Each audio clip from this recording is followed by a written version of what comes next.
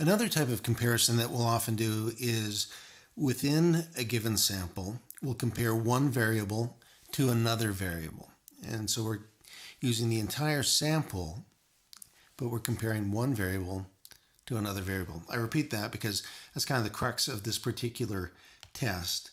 It is a paired samples t-test, and we get this by going analyze, compare means.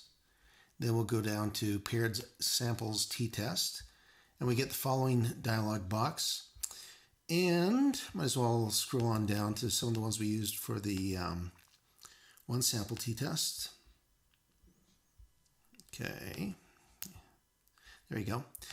So we had CA1, and we can click that in. And as you do this, it'll automatically fill the next box over. So compare CA1 to CA2. We could compare CA1 to CA3. I'm not constrained to just do this in order. I can do it however I want. I could compare CA6 to CA3, but I'm going to move those out. We'll just do it in a nice linear order.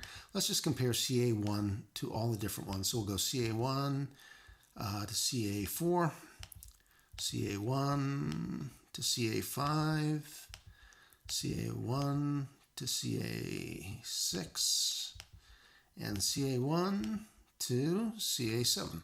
Okay, we could do all the comparisons we wanted to, okay?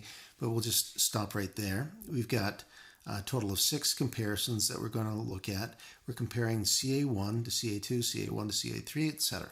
And so once we're happy that we've got the comparisons that we want, we'll hit OK.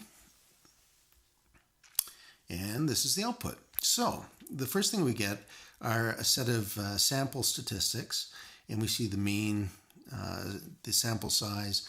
These are the key things that we're going to be looking at. And you can see that for CA1, the mean is 3.52, and for CA2, the mean is 4.21. So this test is really going to see whether 4.21, I believe I would benefit from a greater amount of exercise at 4.21, is different, significantly different from a statistical perspective from the 3.52 observed for I believe I'm currently in good physical condition. And similarly, we are comparing that one to CA3, et cetera, et cetera, et cetera. So 3.52 versus 3.97 and so forth. So these are the pairings. These are the means for each of the pairs.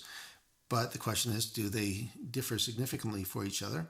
So we go down to the next piece of the output, which is the correlations. That's not really that useful for us here. So we're not going to discuss it at all. But we will look at this information because this is the really, really useful information. Truth is, all of the stuff you see right here is not really all that useful for our purposes, but the T, the degrees of freedom, and the significance level all are very important for purposes of analysis. So we can see that CA1 and CA2 have a t-value of 5.521. When you're reporting t's, you never report the negative sign. So this is actually going to be reported as a t with 106 degrees of freedom, which is equal to 5.52. And the significance level is obviously below 0.05.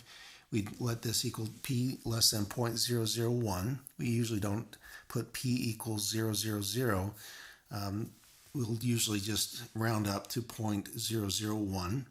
So that says this t-value, this degrees of freedom, significance level, is telling us that this is significantly different. So that's saying that 3.52 is significantly different from 4.21, okay?